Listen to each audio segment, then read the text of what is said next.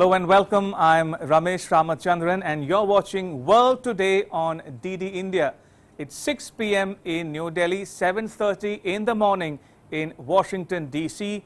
and 3:30 in the afternoon in Moscow, where the Kremlin spokesperson has said Russia will retaliate with reciprocal measures to the sanctions imposed by the US and the European Union for the imprisonment and alleged poisoning of opposition leader Alexei Navalny. We'll get to the latest on that from Moscow. Also on the show, Indian Foreign Minister Subramaniam Jaishankar held talks with his Bangladesh counterpart in Dhaka. The talks took place ahead of Prime Minister Narendra Modi's visit to Bangladesh later in the month. Plus, US Foreign Minister Antony Blinken delivers a foreign policy speech, singles out China as the biggest geopolitical test for the US.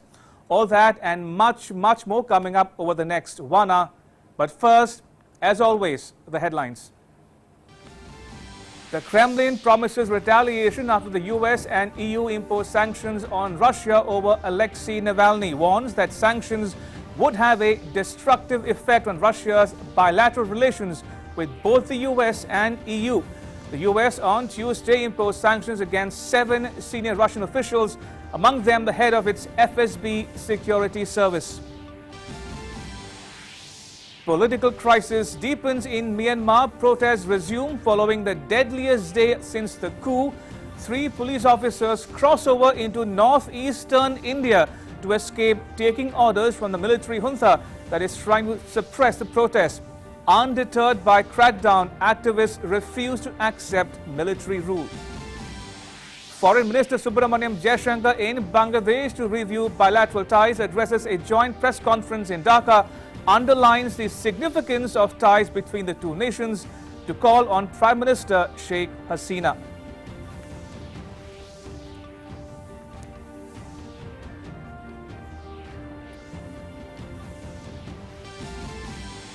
Just 2 months after supporters of former US President Donald Trump stormed the US legislature, police braces for a similar assault after receiving an intelligence warning of a possible plot by a militia group. Does not name the organization but calls it an identified militia group. And Pope Francis to visit Iraq asks for prayer so that the visit can take place in the best possible way. A church organizing committee says the Pope is determined and excited about his upcoming visit.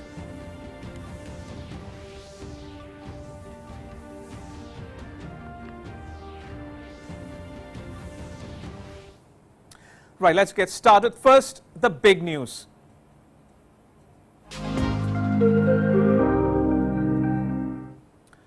The Kremlin spokesperson Dmitry Peskov told reporters in a conference call on 3rd March that Moscow will retaliate with reciprocal measures to sanctions imposed by the United States and European Union for the imprisonment and alleged poisoning of opposition politician Alexei Navalny. Peskov said, I quote, "The response will be such as to best meet our own interests. Sanctions will be agreed upon and measures presented to the leadership by the corresponding departments. They will be approved, voiced over and communicated to our opponents," unquote. Now, Peskov warned that the sanctions would have a destructive effect on Russia's bilateral relations with both the US and EU. The US on Tuesday imposed sanctions against 7 senior Russian officials, among them the head of its FSB security service. Now, the US acted in concert with the European Union, which imposed largely symbolic sanctions on 4 senior Russian officials close to Vladimir Putin.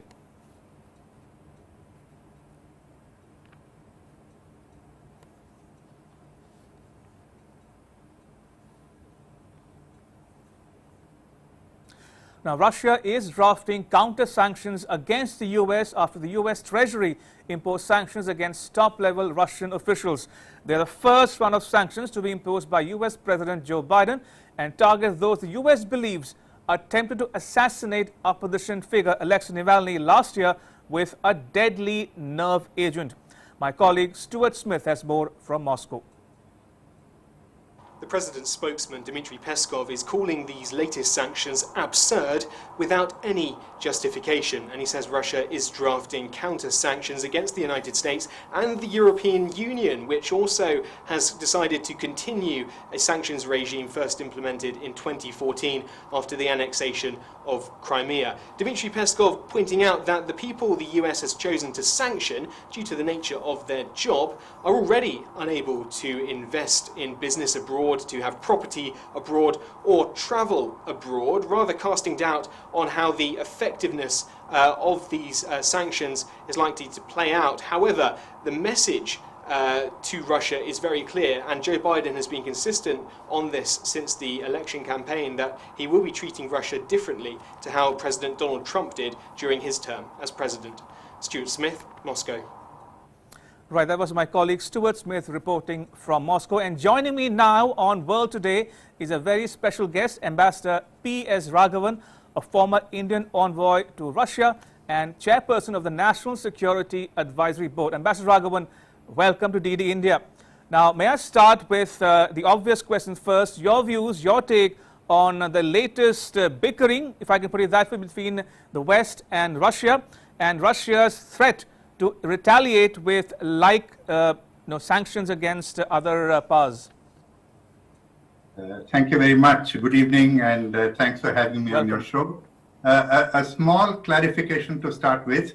I'm the former chairperson of the National Security Advisory Board. Indeed. Since I finished my term just a short while ago. Now, I think you put it very well. You said it's the latest round of bickering.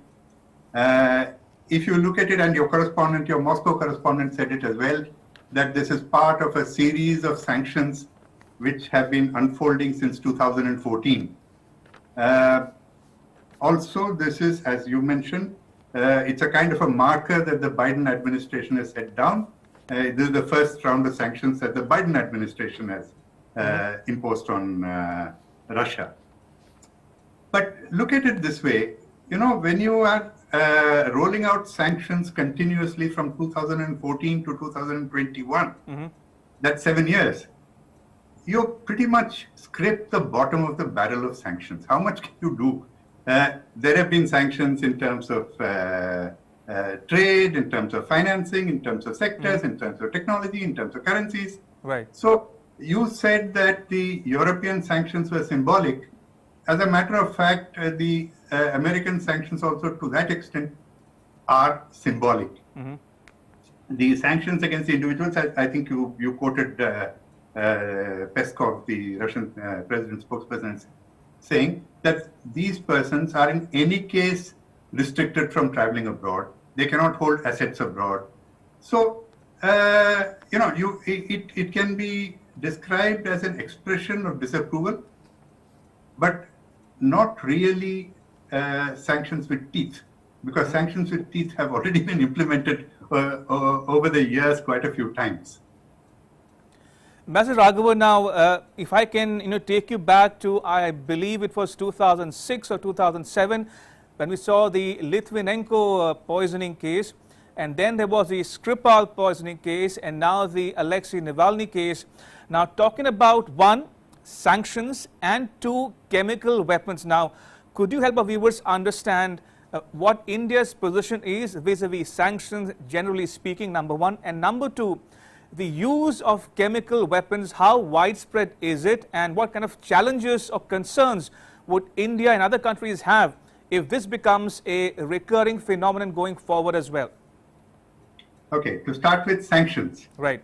India's position on sanctions is pretty clear. India does not recognize sanctions as a policy measure to coerce countries. Okay. And that is why India does not actually recognize unilateral sanctions. India recognizes sanctions that have been imposed with the approval of the United Nations. Right. And those are the sanctions that we actually accept and follow. So, in fact, the series of sanctions that have been imposed on Russia, and in fact on other countries as well, we have not abided by those sanctions because we do not believe that this is an acceptable method of coercive practice among nations. So that's as far as sanctions go. Right. As far as chemical weapons go, I mean, quite obviously, we are signatories to the Chemical Weapons Convention. we are very, very strongly against the use of chemical weapons anywhere. But let's step back a little bit and look at the Skripal case. Let us look at the Navalny case that we're talking about now.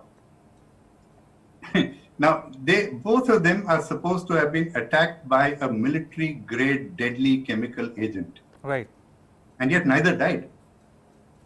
So either it's not as deadly as it was claimed to be, or it was used very inefficiently, or whatever it is. So it's become, since this whole... So what are you implying, Ambassador Raghavan? If Navalny is still very much alive, what does it say about the alleged poisoning of Navalny? No, I'm very happy that he's alive. Let me first clarify that. Absolutely. What I'm saying is that there are various accusations and counter-accusations. We as India are not really party to these investigations, nor are we aware of exactly what the investigation was and what was the outcome of the investigation. The Russians claim that they have asked for details of the investigation and they've not been given it. They claim that the OPCW has not given it either. So this has become a kind of an argument and counter-argument between Russia and the West, and it's part of a series of arguments that they've had, which is the alleged Russian interference in the U.S. elections. There's an allegation that Russia sort of put bounties on the head of U.S. and international soldiers in Afghanistan. There are a series of arguments, and you called it bickering, but there's a series of arguments, allegations, and counter-allegations, which I don't think we need to be getting into really. All right. But as far as the position goes about the use of chemical weapons, we are very clear. We are against the use of chemical weapons. When it's illegal to use chemical weapons, there's no doubt about that. Now, since you mentioned, Ambassador Raghavan, that India should not get itself involved in what is happening between Russia and the West. Now, looking at it from India's perspective, if relations continue to worsen between Moscow and Washington, D.C. on the one hand, and Moscow and the European Union on the other hand, would that be a cause for concern for India? Should it worry India and Indian government in particular? It puts actually India in a very difficult situation. Why do you say that? Because we have, to start with the United States, we have a very strong strategic partnership, which as we have seen in recent months, we've seen demonstrations of that in recent months, but it is a very strong strategic partnership. There are many, many convergences between our positions, including on the Indo-Pacific, but not only on the Indo-Pacific. I mean, we have trade ties, we have investment ties, we have defense ties. So we do not want to be in a position of having to choose between one partner and another. And especially if you look at the secondary sanctions regime that the US enacted in 2017, what's called CATSA, by which the US reserves the right to sanction third parties entering into significant defense or energy cooperation with Russia. That puts us in a very difficult situation because we've had traditionally a close defense relationship with Russia. About 60% of our armed forces inventory is Russian or Soviet in origin. And you cannot change your defense partner like you change your soap or your shampoo. So we have, and if you look at the latest acquisition that we proposed to make, the S-400 air defense system, it's something that is required. It's a peculiar requirement of the Indian Army based on its geographical situation and based on its threat perception. We cannot actually succumb to the threat of sanctions and not import it because there isn't a comparable weapon system anywhere else that we can pick off the shelf. So the tension between the US and Russia and between Europe and Russia does not suit us at all. There's another reason why it does not suit us. You see, what has happened over the last few years is that the intense US and EU pressure on Russia has forced Russia to seek closer economic and political cooperation with China, which again, quite obviously is not in our interest. I mean, you look at a map, above us are these huge land masses of Russia and China. Geopolitically, we do not wish to see anything that cements the relations between between Russia and China, particularly given the state of our relations with China. Indeed. So there are a number of reasons why we believe that this tension is not in our interest, and we cannot afford today to choose between US and Russia. And in any case, if you look at India's search for a multipolar world, it is based on the principle that you cannot have an exclusivity of relations. So you cannot just align yourself with either Russia or the US. You need to have join up with each in areas where your interests converge, and be free to pursue with the other areas in which their interests are, you have convergence with them. Absolutely. Ambassador Raghavan, you covered a lot of ground there. You spoke about China, about Russia's ties with the West. Now, I want to probe you a little further on India-Russia ties in particular. You've served in Moscow. Now, how would you describe the ties as they exist today, as we speak? And looking ahead to President Putin's visit to India sometime later this year, what are you expecting, personally speaking, from that visit? And the second part of my question is to do with what you refer to as the Indo-Pacific. Now, Russia has a peculiar position on the Quad, in the Indo-Pacific. Minister Lavrov said at the Raisina dialogue in January last year in New Delhi that Russia does not believe in a so-called containment policy of China, and that he had some reservations against the Quad in particular. So talking about India-Russia ties in general and the Indo-Pacific issue in particular, your thoughts on these two issues, Ambassador Raghavan? Okay. Now, as far as India-Russia relations go, there is a perceptual issue, a matter of perception in India which has come about recently, that our relations are drifting, that the fact that we did not have the summit meeting last year, the first time after 20 consecutive annual summits, I think raised a lot of questions. Mm-hmm. The fact of the matter is that there are very strong convergences. Defense, as I said, is a convergence. We still have, in the month of June, when COVID was still raging, our defense minister went to Moscow. Our external affairs minister was in Moscow around the same time. And what were they talking about? They were talking about the security of military supplies. This was in the middle of a standoff with China in Ladakh. Mm-hmm. And they were talking about the security of military supplies and, in fact, fast tracking of military supplies. Our defense minister said that they had agreed on that wherever required. Now, defense is one area. Hydrocarbons is another very important area of India-Russia cooperation. Right. Our companies have about $15 billion of investment, an estimated amount of investment in hydrocarbons in Russia, and that's very important for our energy security. Mm-hmm. And there's more apparently in the pipeline. Russia has a hydrocarbons investment here in India that's not very well known, of about $13 billion. It is Russia's largest foreign investment, in fact, anywhere. Nuclear power and nuclear energy, that is. We have very close collaboration. And now if you look at what COVID has done, COVID has actually focused our minds greatly on the security of natural resources. We need to make sure that we diversify our supply of natural resources and raw materials.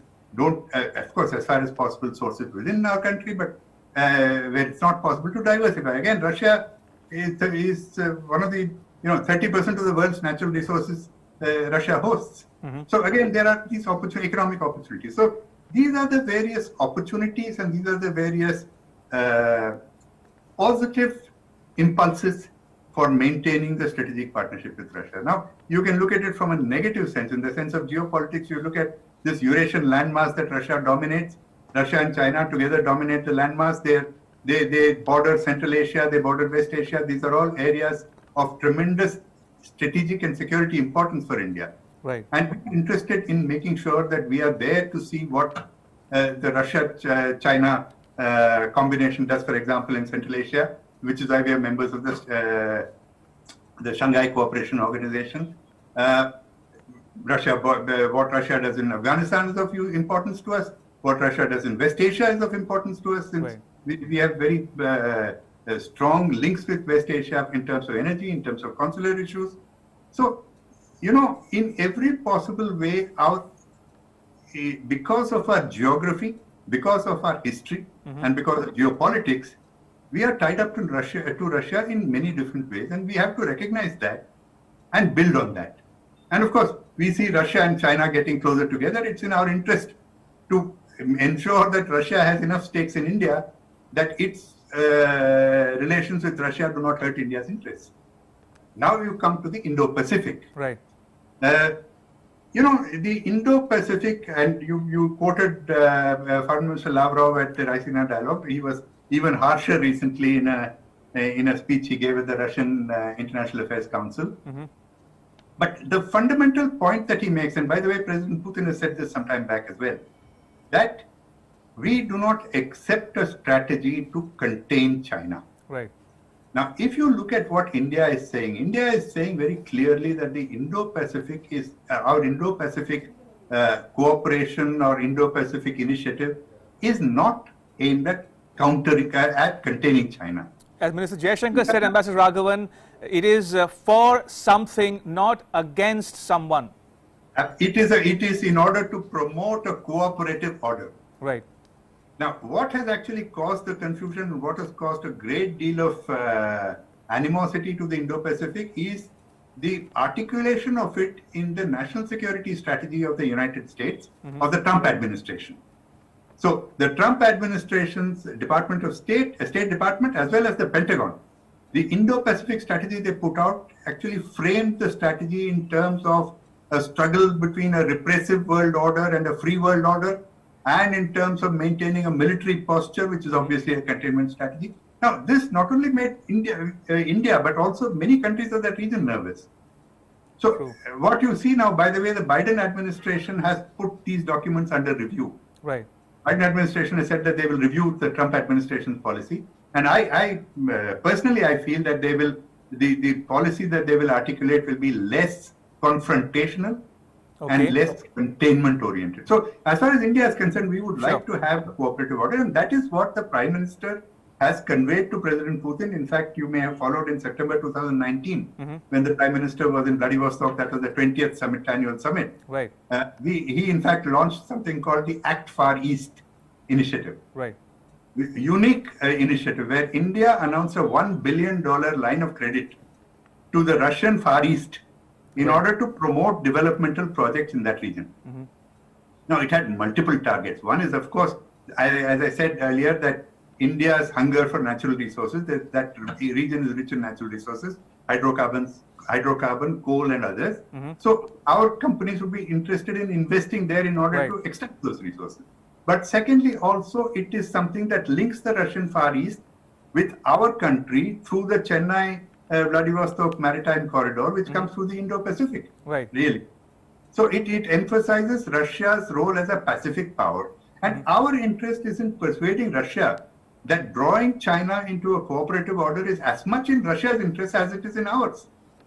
Right. Russia, right now, Russia feels that, you know, anything that is being done in Indo-Pacific is against China and Russia. Our point is to persuade Russia that it is not against Russia to start with. Absolutely. So it is not even against China, or the Indo-Pacific, as Mr. Jaishankar said, is for something, not against someone. Right. On that note, Ambassador Raghavan, if I can leave it at that, we're running short of time. So may I thank you once again for making time for us on DD India. Appreciate it. Right, moving on, Indian External Affairs Minister Subramaniam Jaishankar arrived in Dhaka this morning. He was welcomed at the airport by Bangladesh Foreign Minister Dr. A.K. Abdul Momen. Speaking at a joint press conference, Minister Jaishankar underlined the significance of ties between the two nations. He said Bangladesh is a valued neighbor of India and is at the core of India's neighborhood first and Act East policies.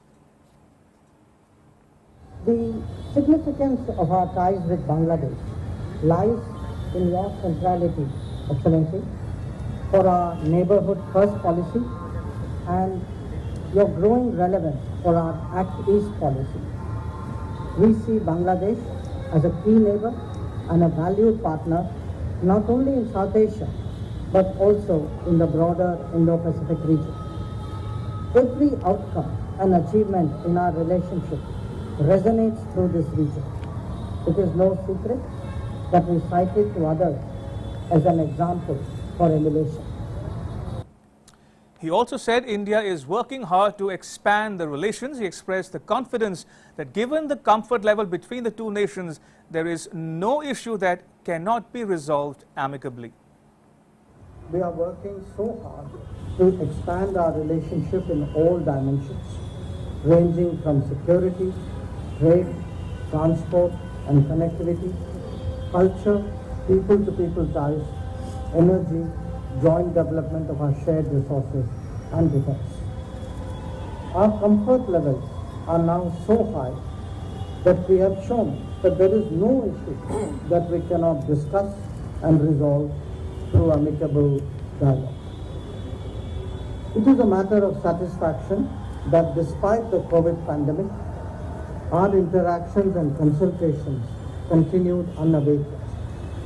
We have done a virtual summit in December last year, a joint consultative commission with two of us did in September, meetings of foreign secretaries, power secretaries, home secretaries, police chiefs, BSF, DGB, and defense briefings. Our commerce, water resources, and shipping secretaries are due to meet soon. This demonstrates the commitment of both sides to progress the relationship. Moving on, India on Thursday commemorated Chabahar Day on the margins of the Maritime India Summit 2021. Now, Chabahar Day is being celebrated on the last day of the Mega India Maritime Summit that was inaugurated by Prime Minister Narendra Modi on 2nd March. Ministers from 6 countries, Afghanistan, Iran, Uzbekistan, Russia, Kazakhstan and Armenia took part in the event. Addressing the ministerial-level opening session, Foreign Minister Subramaniam Jaishankar assured India's commitment to working with all regional stakeholders for the joint use of the Chabahar port for trade, transit and enhancing regional connectivity. This event reflects India's strong commitment to work together with all regional stakeholders to enhance connectivity in our region and to provide unhindered access to the sea to landlocked Central Asian countries through Chabahar. Today's event also commemorates 5 years of the signing of the tripartite agreement on the establishment of a trilateral transport and transit corridor. He noted the significant role of the Chabahar port in delivering humanitarian assistance during the COVID-19 pandemic. The Chabahar port has not only emerged as a commercial transit hub for the region, but also facilitated the delivery of humanitarian assistance, especially during the COVID-19 pandemic. The port is part of our shared commitment towards peace, stability and prosperity of the people of Afghanistan. Right, and joining me live on World Today is my colleague Abhishek Jha. Abhishek, good to see you on World Today. Now, first up, the Foreign Minister's visit to Dhaka. What are the big takeaways from that visit? And 2, are we looking forward to some deliverables from Prime Minister's visit to Dhaka later this month? Of course, Ramesh, this visit of External Affairs Minister is actually in that direction only, when both sides would be discussing and fine-tuning the important issues that will come up during the discussion with Prime Minister Modi and Bangladeshi Prime Minister Sheikh Hasina. And those issues could range from people-to-people connect, to border security issues, to maritime issues, to transportation issues, and the many various humanitarian assistance and aids that India provides to Bangladesh for various causes and concerns. So those were the discussions that has actually took place between the Foreign Minister of Bangladesh and India. And we can only hope that by the end of this month, when Prime Minister is scheduled to visit Bangladesh, and India and Bangladesh are also marking a 50th anniversary of Bangladesh Liberation War that was kind of supported by India. Both countries will declare more commitments towards each other in terms of cooperation and collaboration. As External Affairs Minister has also said that India looks to Bangladesh in a various sphere of its foreign policy. Like Bangladesh is also an important part of India's neighborhood policy. It's an integral part of India's its policy also. And now when India is trying to integrate itself and involve more in its Indo-Pacific policy, Bangladesh could become one of the key players in that also. We have also earlier also seen that India and the other Indo-Pacific countries that form the Quad, they have also talked about bringing on board the like-minded countries, and very well we can soon see Bangladesh maybe one of the countries that could be having those shared concern and shared opportunities in terms of Indo-Pacific vision of India also. So these were the strategic affairs that that were actually come during the discussion of both the foreign ministers. Absolutely. On that note, Abhishek Jha in New Delhi, thank you so much for joining us on World Today. Appreciate it. Right, moving on for now, the U.S. singled out China as a key challenge facing it. U.S. Foreign Minister Antony Blinken described China as the biggest geopolitical test of this century. Now, the U.S. rolled out its thinking in a 24-page document outlining U.S. President Joe Biden's national security policies, along with the first major foreign policy speech by Antony Blinken. Antony Blinken has admitted that China is the biggest geopolitical test for United States. On March 3rd, he singled... Right, we'll come back to that report in just a bit, but moving on for now. Just 2 months after supporters of former U.S. President Donald Trump stormed the U.S. legislature, the local police is once again bracing for an assault on the legislature after receiving an intelligence warning of a possible plot by a militia group. The police force that guards the U.S. Capitol said on 3rd March that it has obtained intelligence pointing to a possible plot by a militia group to breach the building, an alleged plan which echoes of the 6th January attack. A U.S. Capitol Police statement did not name the organization but called it an identified militia group. Now, authorities have said right-wing extremists were part of a mob of Trump supporters that stormed the Capitol on 6th January, interrupting the formal certification of Biden's election victory. Now, Thursday marks the date when some right-wing conspiracy theorists have claimed that Trump, defeated by Biden in the 3rd November election, would be sworn in for a second term in office. The U.S. Justice Department has charged more than 300 people with taking part in the siege, in which 5 people, including a police officer, were killed. Among those arrested were members of the right-wing groups called the Oath Keepers, 3 Percenters and Proud Boys. Now, the Oath Keepers and 3 Percenters are armed militia groups. For nearly a century, U.S. presidents have been inaugurated on 20th January, including Biden, who took the oath of office on the grounds of the Capitol. Previously, 4th March had been the swearing-in date.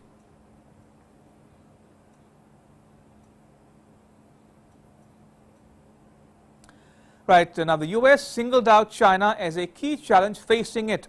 U.S. Foreign Minister Antony Blinken described China as the biggest geopolitical test of this century. Now, the U.S. rolled out its thinking in a 24-page document outlining President Joe Biden's national security policies, along with the first major foreign policy speech by Antony Blinken. Secretary of State Antony Blinken has admitted that China is the biggest geopolitical test for United States. On March 3rd, he singled out the U.S. relationship with China as the main overseas focus of President Joe Biden's administration. In a speech at the State Department, he gave details on how the Biden administration plans to use foreign policy in ways that will positively impact Americans. So here's our plan. First, we will stop COVID-19 and strengthen global health security. The pandemic has defined lives, our lives, for more than a year. To beat it back, we need governments, scientists, businesses, and communities around the world working together. None of us will be fully safe until the majority of the world is immune, because as long as the virus is replicating, it could mutate into new strains that find their way back to America. Second, we will turn around the economic crisis and build a more stable, inclusive global economy. Third, we will renew democracy because it's under threat. Fourth, we will work to create a humane and effective immigration system. Strong borders are fundamental to our national security, and laws are the bedrock of our democracy. Fifth, we will revitalize our ties with our allies and partners. Sixth, we will tackle the climate crisis and drive a green energy revolution. Seventh, we will secure our leadership in technology. And eighth, we will manage the biggest geopolitical test of the 21st century our relationship with China. Several countries present us with serious challenges, including Russia, Iran, North Korea. And there are serious crises we have to deal with, including in Yemen, Ethiopia, and Burma.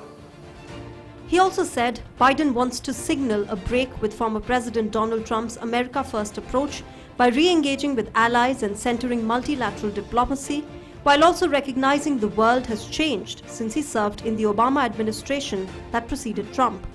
China was the only nation that Blinken said was one of the 8 priorities, which also included working to avoid another global pandemic, tackling climate change, and promoting democracy abroad. Earlier, he also criticized China for its lack of transparency in uncovering how coronavirus emerged. Bureau Report, World Today Desk, DD India. And now to the other big story we're tracking here on World Today. Police in Myanmar broke up demonstrations in several places with tear gas and gunfire on Thursday as protesters took the streets again, undeterred by the rising death toll in a crackdown on opponents of last month's military coup. A report said at least 54 people have been killed and more than 1,700 people arrested, including 29 journalists. Political crisis deepens in Myanmar. Protests resumed on Thursday following deadliest day since coup. 3 police officers even crossed over the border into northwestern India to escape taking orders from military junta that is trying to suppress protest against last month's coup. Police broke up demonstration in several places with tear gas and gunfire, but there was no immediate word on casualties. Security forces in Yangon fired tear gas towards protesters who took cover behind the shields in the latest standoff. Undeterred by the crackdown, activists refused to accept military rule and were determined to press for release of elected government leader Aung San Suu Kyi and recognition of her victory in a November election. Hundreds of mourners in northern Myanmar attended a funeral on Thursday held for a 19-year-old protester killed in March 3 crackdown by security forces. Angel, also known as Charles Sin, was killed when she was shot in the head while protesting on the streets of Mandalay.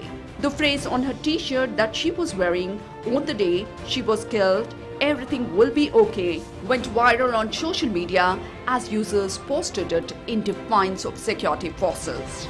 During her open casket funeral, mourners sang revolutionary songs and chanted anti-coup slogans.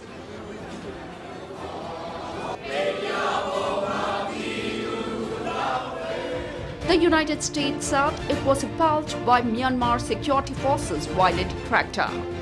We are appalled and revulsed to see the horrific violence perpetrated against the people of Burma for their peaceful calls to restore civilian governance. We call on all countries to speak with one voice to condemn brutal violence by the Burmese military against its own people and to promote accountability for the military's actions that have led to the loss of life of so many people in Burma.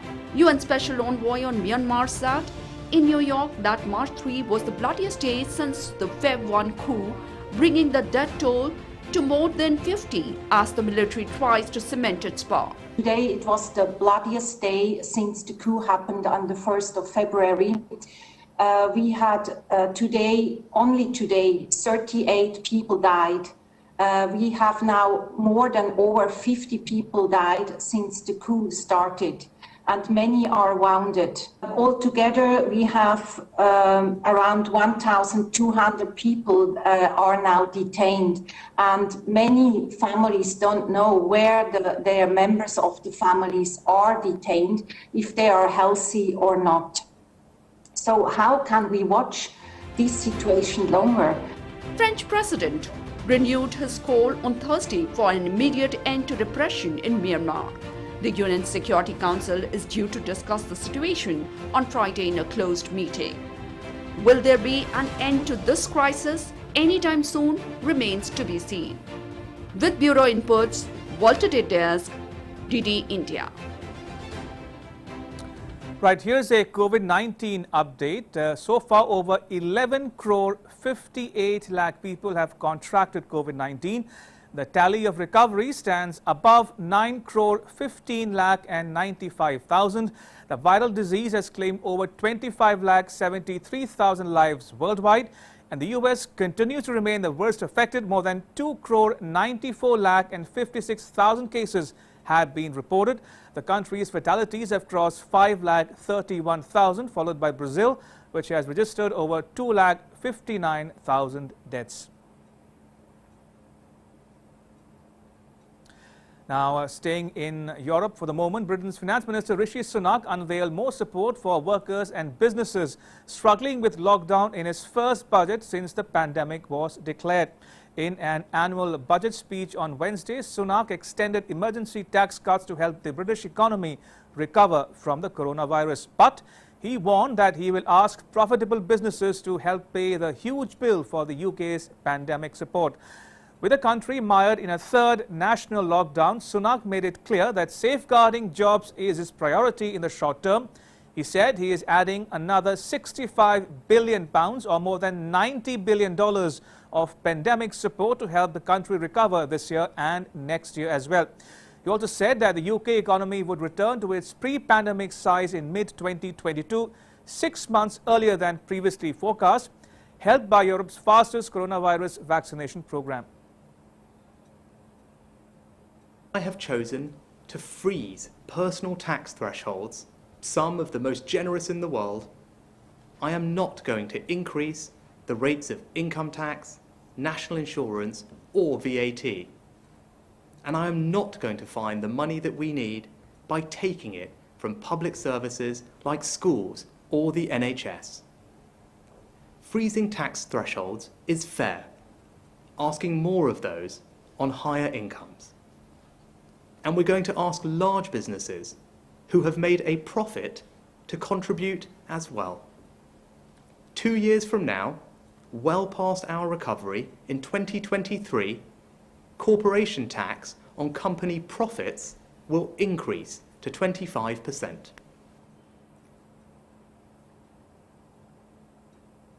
Now, Pope Francis said on 3rd March that he is going to Iraq, where his predecessor John Paul was not allowed to go in 2000 because the people cannot be let down for a second time. Now, Pope Francis, who is to leave on Friday, asked for prayer so that the visit can take place in the best possible way. He made no mention of security problems in Iraq, where earlier on Wednesday at least 10 rockets landed on an air base that hosts the US, coalition and Iraqi forces.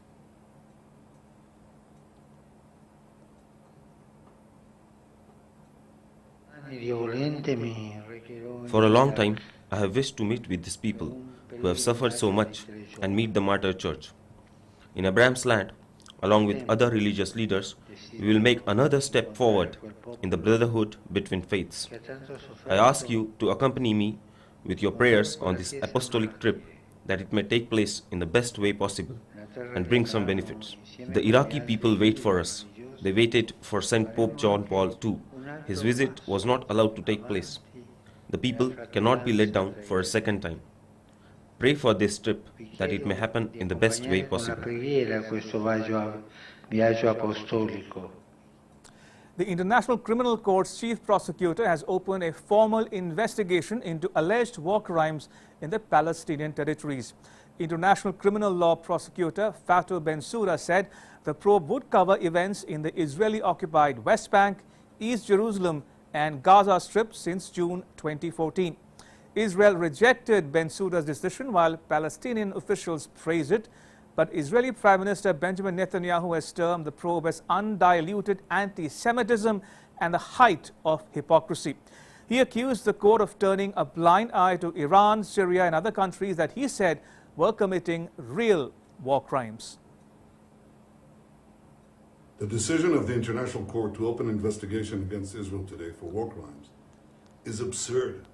It's undiluted anti-Semitism and the height of hypocrisy.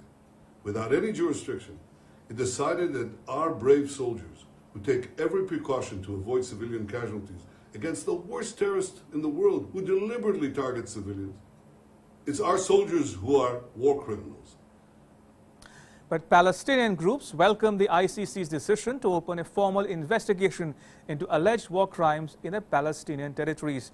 Even the Islamist group Hamas in Gaza welcomed it. Palestine termed it as a step forward on the path of achieving justice. Hamas welcomes the International Court Chief Prosecutor's decision to investigate Israeli occupation war crimes against our Palestinian people. It is a step forward on the path of achieving justice for the victims among our people and to punish the Israeli criminal, and will be fair for the victim. All right, take a look at what else is making news around the world in our News at Glance segment.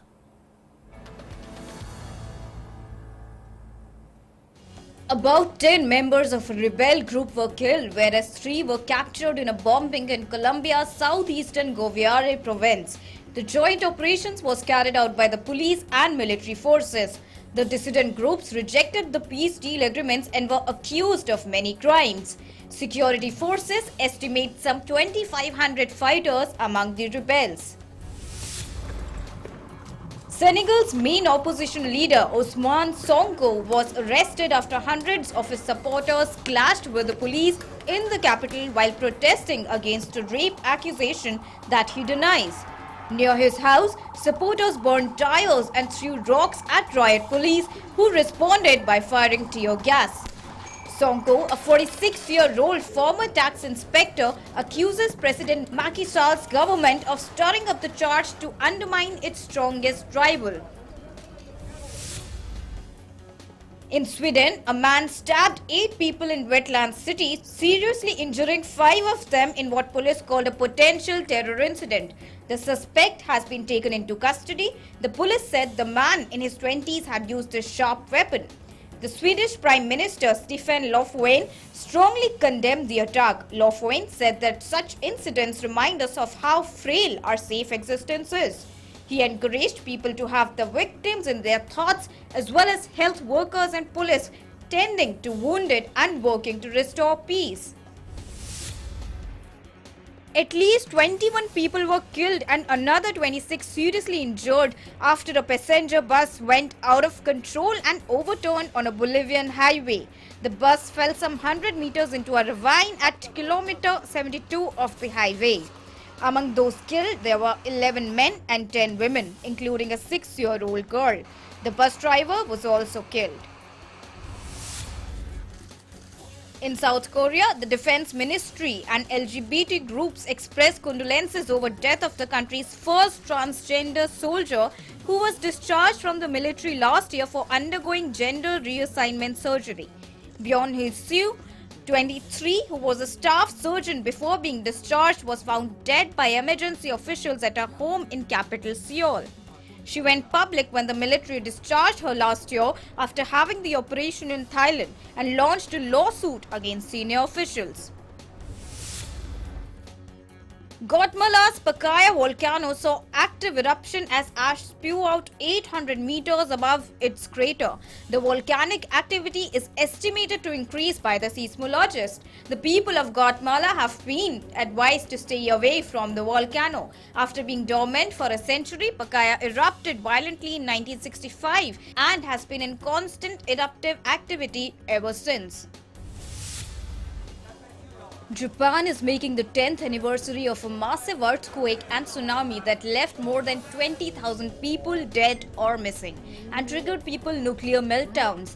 On March 11, 2011, earthquake and tsunami triggered the worst nuclear accident since Chernobyl at Tokyo Electric Power Co's Fukushima Daiichi plant, 220 km northeast of Tokyo.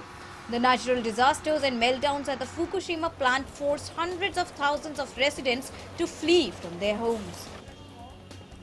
World Today Desk, D-Day India. All right, time now to turn the pages of history and see some of the events that took place on this day, that's 4th March, in our Today in History segment.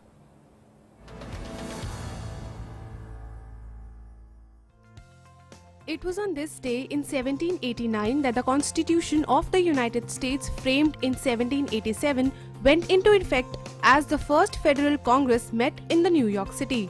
However, of the 22 senators and 59 representatives called to represent 11 states who had ratified the document, only 9 senators and 13 representatives showed up to begin negotiations for its amendment.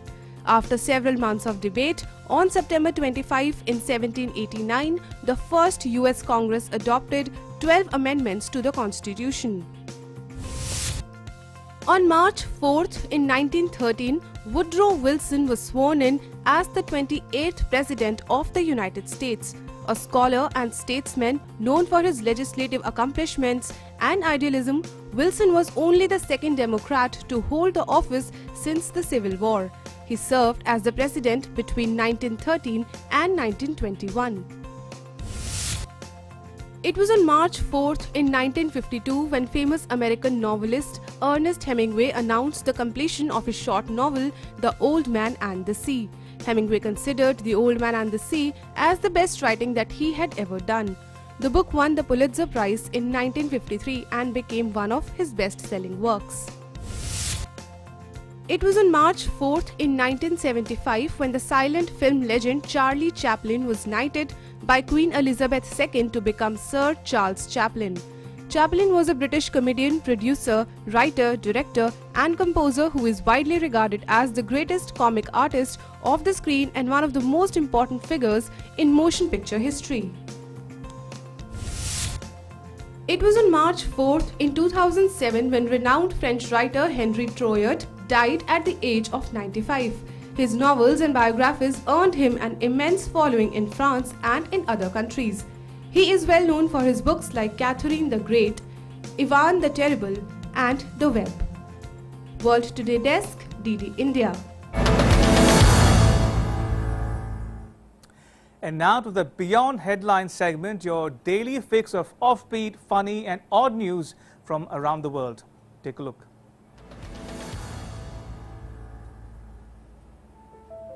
In Japan's Fukushima, where most of the residents had fled following a quake and subsequent nuclear plant meltdown 10 years ago, a man named Sakei Kato has found his life's purpose in taking care of abandoned pets in the restricted zone. Kato and his 41 stray cats live in a 2-story house which has fallen into utter disrepair. With no running water, Kato fills bottles from a nearby mountain spring and uses public toilets outside the fenced-off restricted area. Although technically not allowed to sleep at his house and officially a resident of Fukushima City, which is a 2-hour drive away, Kato has said he has official permission to stay in the restricted area. Paragliders Horatio Lorenz and Rafael Oberna expertly glided around the world's largest fountain at the point Palm Jumeirah in Dubai, with the luxurious Atlantis Hotel in the background. Spaniard Lorenz, a 5-time world champion, and Brazilian Goberna took to the skies in mid-January, defying gravity and performing in unison between and around the fountain. The Palm Fountain features 2 floating platforms which cover 14,000 square meters of seawater and reaches 105 meters high, with a lighting display of involving 3,000 LED lights that are in sync with hit songs from sunset till midnight. Lying on her bed, Ana Estrada says she feels happy and content about the historic decision by Peruvian officials not to appeal a court ruling that recognizes her right to assisted death in the mostly Catholic country where euthanasia is illegal.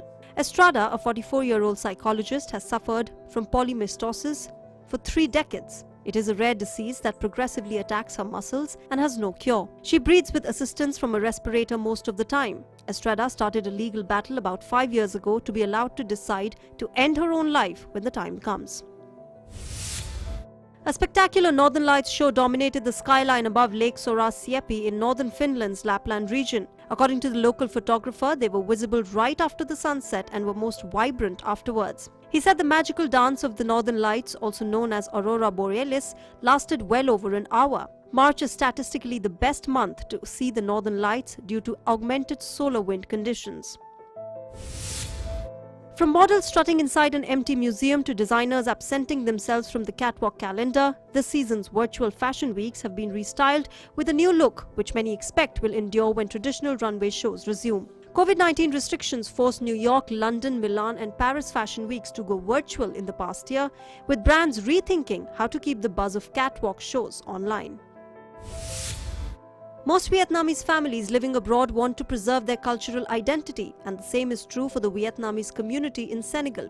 Even though they are living tens of thousands of kilometers away from their homeland, Vietnamese mothers and grandmothers in Senegal have passed on a love for their homeland through language, cuisine, or simply the Vietnamese way of life to their children and grandchildren. The Vietnamese Women's Museum held a ceremony with the theme of Memories and Heritage to receive pictures, documents and exhibits from 23 individuals in Hanoi. This was part of a series of activities that honor the Vietnamese Ao Dai and was jointly held by the Vietnam Women's Union and the Ministry of Culture, Sports and Tourism. At the event, Ambassador Gayun Phuong Ga gifted the museum with 2 Ao Dai that she wore during the ceremony to appoint the ambassador and the ceremony to present the state president's credentials to Secretary General of the United Nations, Ban Ki-moon. The museum also received 20 Ao Dai from 20 designers and 358 photos from journalist Dinh Quang Tan. Those items will be used for research and to promote Vietnam's culture and heritage. In order to raise public awareness about the importance of wildlife protection, especially endangered species, a campaign was launched to raise awareness about the illegal exploitation and consumption of elephants and pangolins. This is part of a series of the larger social behavior change campaigns initiated by United States Agency for International Development and Vietnam's CITES Management Authority. According to authorities, 33,000 elephants and 1 lakh pangolins are killed every year around the world for commercial purposes. Wild animals face great danger of extinction. World Today Desk, DD India. And it's a wrap, but news continues here on DD India. You can catch all the latest updates on our social media, mobile and digital platform. We leave you with images of a volcano eruption in Guatemala. Thanks for watching. Bye-bye.